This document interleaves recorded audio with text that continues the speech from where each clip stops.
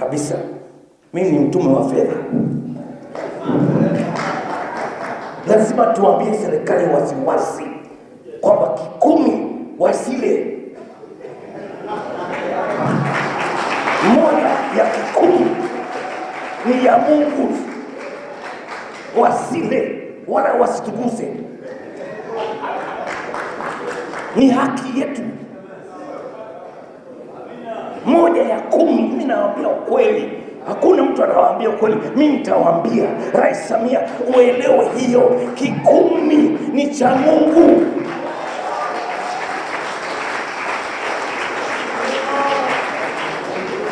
Sasa kama utaanza kutuzuia kwamba lazima kanisa ilipe kodi, sijui ipigwe, sijui ni vati nini ya nini, hebu tuachie kwenye kodi ya vati. Ile ni 10 chetu.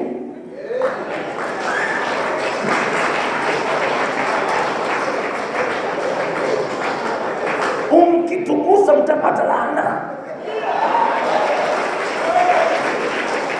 Na sio mimi, ni Biblia, haibadiliki.